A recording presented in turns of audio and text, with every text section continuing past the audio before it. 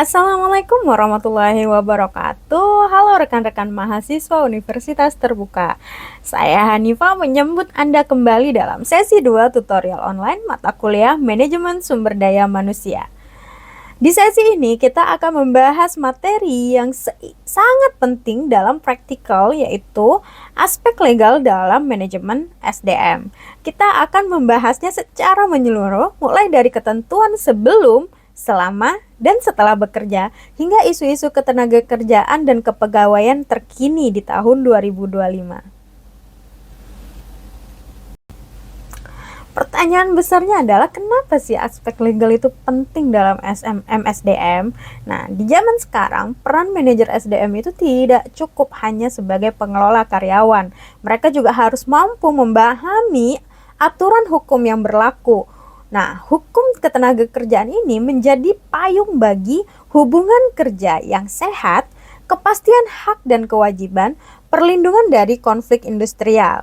Nah, tanpa pemahaman mengenai hukum yang baik, kebijakan HR bisa melanggar hak pekerja, menimbulkan sanksi hukum, bahkan merusak reputasi perusahaan.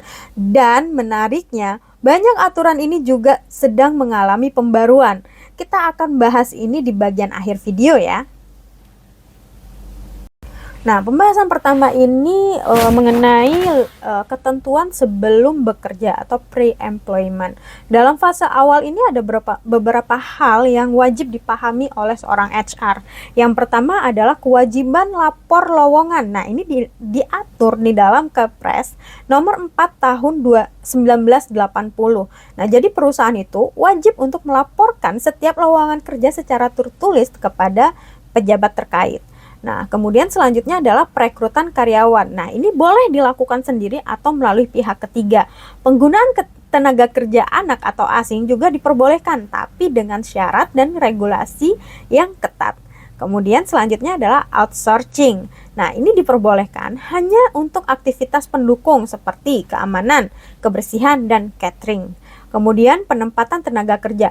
Nah, ini harus dilakukan secara adil, transparan, dan menghormati hak asasi manusia.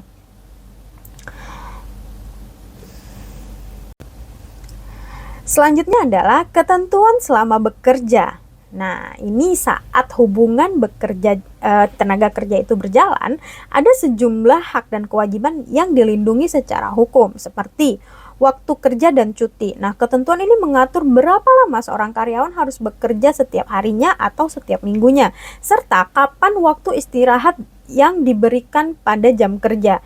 Nah, setiap karyawan memiliki waktu kerja yang sudah ditentukan, misalnya 8 jam per hari atau 40 jam per minggu. Selama waktu ini, karyawan diharapkan untuk bekerja sesuai dengan tugas mereka. Kemudian waktu istirahat ini ditentukan bahwa karyawan itu berhak mendapatkan waktu istirahat, misalnya makan siang selama 1 jam di tengah hari.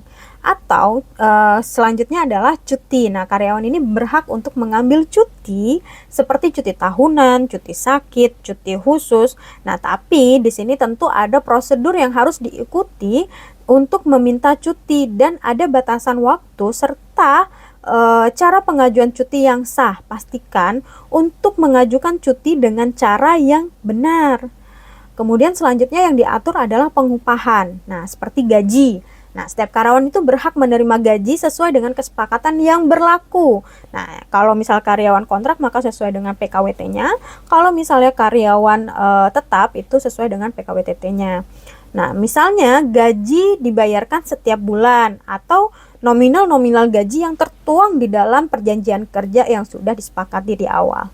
Kemudian ada lagi adalah tunjangan. Nah, ini selain gaji, misalnya karyawan bisa menerima tunjangan makan, tunjangan transportasi, atau tunjangan lainnya sesuai dengan ketentuan perusahaan. Nah, selanjutnya itu adalah pelatihan kerja. Jadi perusahaan itu biasanya akan menyediakan pelatihan untuk membantu karyawan mengembangkan keterampilan dan kompetensinya. Nah, pelatihan ini bertujuan agar karyawan dapat bekerja lebih produktif dan efisien. Nah, selanjutnya adalah K3, keselamatan dan kesehatan kerja. Kesehatan dan keamanan ini setiap karyawan itu diwajibkan atau berhak menerima dalam lingkungan yang aman dan sehat. Nah, ini termasuk perlindungan fisik, mental, dan sosial selama dia bekerja. Jadi itu harus dijamin oleh perusahaan. Kemudian prosedur keselamatan. Karyawan harus memahami aturan keselamatan yang berlaku di tempat kerja untuk mencegah terjadinya kecelakaan kerja atau masalah kesehatan lainnya. Nah, ini termasuk penggunaan alat perlindungan diri atau APD dan mengikuti pelatihan keselamatan kerja. Nah, jika terjadi kecelakaan, maka ada prosedur-prosedur yang secara legal diatur oleh pemerintah. Kemudian serikat pekerja. Nah, ini karyawan memiliki hak untuk mendirikan atau bergabung dengan serikat pekerja. Nah, hal ini diatur di dalam Undang-Undang Nomor 13 Tahun 2003. Serikat pekerja membantu memperjuangkan hak-hak karyawan di tempat kerja. Nah, kemudian legal MSDM yang juga diatur adalah perselisihan hubungan industrial, di mana jika terjadi perselisihan antara karyawan dengan perusahaan, itu bisa diselesaikan melalui mediasi, konsiliasi, dan bahkan pengadilan. Nah, semua ini diatur dalam Undang-Undang Nomor 2 Tahun 2004. Ini memastikan agar setiap masalah diselesaikan dengan cara yang adil. Kemudian selanjutnya adalah ketentuan setelah bekerja atau post employment. Nah, setelah pekerja keluar dari perusahaan atau mengalami PHK, ada aturan-aturan tertentu yang melindungi hak mereka. Yang pertama adalah PHK. Nah, aturan PHK itu tidak bisa dilakukan secara sembarangan atau sepihak oleh perusahaan. PHK harus berdasarkan perjanjian kerja yang sudah disepakati sebelumnya. Jadi, jika perusahaan ingin memutuskan hubungan kerja, maka harus mengikuti prosedur yang sudah diatur secara hukum. Kemudian, apa saja sih hak pekerja setelah PHK? Yang pertama itu adalah pesangon. Nah, setelah PHK itu, pekerja berhak mendapatkan pesangon atau kompensasi. Pesangon itu adalah sejumlah uang yang diberikan oleh perusahaan sebagai pengganti atas berakhirnya hubungan kerja. Nah, besarnya ini tergantung pada masa kerja dan ketentuan yang berlaku. Kemudian selanjutnya adalah uang masa kerja. Selain pesangon, karyawan ini juga berhak untuk menerima uang masa kerja yang merupakan hak mereka atas kontribusi yang telah diberikan selama bekerja di perusahaan dan kompensasi lainnya. Nah, kadang-kadang pekerja juga berhak mendapatkan kompensasi lain seperti uang pergantian hak atau tunjangan yang belum diberikan selama masa kerjanya. Nah, penting nih, informasi penting. Jadi perlindungan sosial, pemerintah ini telah menerbitkan PP nomor 6 tahun 2025 yang memberikan perlindungan lebih lanjut terhadap pekerja yang di PHK.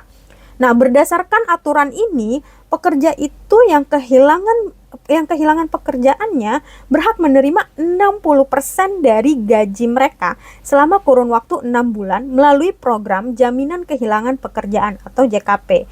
Nah, tujuan dari program ini adalah untuk membantu kesejahteraan pekerja yang mengalami transisi setelah kehilangan pekerjaan, memberikan mereka waktu untuk mencari pekerjaan baru tanpa terlalu terbebani secara finansial. Nah, yang menarik ini pembahasan mengenai bagaimana kepegawaian PNS di Indonesia. Nah, di sektor publik ketentuan ASN ini juga terus berkembang ya. Nah, ini diatur manajemen kepegawaian PNS itu diatur dalam Undang-Undang Nomor 43 tahun 99 yang mengatur mengenai sistem pangkat, promosi, dan tanggung jawab birokrasi. Nah, menariknya, mulai Maret 2025, pemerintah ini menetapkan kebijakan bahwa ASN itu bisa bekerja secara WFA. Nah, ini akan memungkinkan pegawai itu bekerja secara fleksibel dari mana saja untuk mendorong produktivitas dan keseimbangan dalam kehidupan mereka atau mencapai work-life balance. Kemudian untuk gaji PNS 2025 nih sempat viral kan, katanya naik, tapi di sini dengan tegas BKN bilang bahwa belum ada kebijakan secara resmi dari kenaikan gaji ASN. Nah, jadi gaji ASN itu masih mengikuti PP nomor 5 tahun 2024. Tambahan sedikit mengenai forum diskusi. Jadi di sini Anda diberikan studi kasus dari PT Sejahtera Abadi. Nah, pertanyaan diskusinya itu ada 3. Yang pertama itu termasuk dalam jenis PHK manakah kasus tersebut. Yang kedua itu apa saja hak yang seharusnya diterima oleh karyawan yang terkena PHK. Kemudian jelaskan alasan Anda berdasarkan teori atau regulasi yang relevan. Nah, di sini Anda diharapkan menggunakan sumber referensi utama dan kalau bisa ada referensi tambahan dari jurnal maupun buku atau website-website yang yang relate gitu. Website resmi ya. Nah, di sini ada 2 komponen penilaian. Yang pertama itu adalah identifikasi jenis PHK yang tepat. Itu poinnya 50. Nah, Anda bisa mengidentifikasi itu menurut dari teori yang dikemukakan oleh Hakim tahun 2007 gitu. Jadi dari Hakim itu ada 4 jenis PHK. Yang pertama itu PHK demi hukum, PHK oleh pengadilan, PHK oleh pekerja, PHK oleh pengusaha. Nah, dari PT Sejahtera Abadi itu menurut Anda itu masuk ke dalam PHK yang mana gitu. Nah, kemudian komponen kedua itu sama skornya 50 mengenai penjelasan hak-hak karyawan. Nah, di sini mahasiswa atau rekan-rekan sekalian itu harus menjelaskan 2 kemungkinan skema kompensasi, tergantung apakah pekerja atau pengusaha itu bersedia atau tidak melanjutkan hubungan pekerjaannya gitu. Jadi mungkin teman-teman mahasiswa bisa merujuk pada pasal 156 ayat 2, 3, 4 Undang-Undang Nomor 13 tahun 2003 tentang ketenaga kerjaan. Nah, jangan lupa mengenai tadi ya pertanyaan yang tadi mengenai analisis dan alasan Anda berdasarkan teori-teori dan regulasi yang relevan gitu. Terus kemudian catatan pentingnya, teman-teman nggak wajib menyalin pasal secara utuh, tapi esensinya dengan menggunakan bahasa sendiri. Itu yang kita butuhin. Terus kemudian sumber utama yang digunakan bisa modul 3 EKMA 4214, tapi boleh tambahan melalui referensi jurnal, berita hukum, atau peraturan pemerintah terbaru. Kemudian redaksi jawaban itu boleh bervariasi gitu, tapi harus sesuai kaidah-kaidah yang berlaku ya. Jangan menulisnya dengan gaya-gaya Twitter atau gaya-gaya Instagram atau gaya-gaya blogspot ya. Jadi sesuaikan dengan redaksi akademis gitu. Kemudian tips dari saya, jangan terpaku hanya pada teorinya gitu. Bayangin kalau teman-teman semua ini ada di posisi manajer HR di PT Sejahtera Abadi, terus langkah apa yang akan diambil oleh teman-teman supaya ini yang dilakukan ini adil untuk perusahaan dan pekerja gitu. Jadi adil untuk keduanya. Nah, rekan-rekan mahasiswa, jadi kesimpulannya adalah yang pertama, aspek legal adalah fondasi utama dalam manajemen SDM, baik itu di sektor swasta maupun pemerintah. Kemudian regulasi itu terus berubah, artinya kita sebagai calon manajer SDM harus selalu update. Terus, kemudian yang ketiga, melindungi hak pekerja sama dengan menjaga reputasi dan stabilitas dari organisasi. Nah, jangan lupa untuk kembali mempelajari modul 2 BMP EKMA 4214, kemudian aktif di dalam forum diskusi.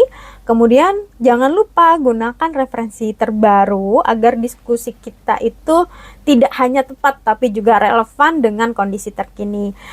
Sekian dari saya. Wassalamualaikum warahmatullahi wabarakatuh.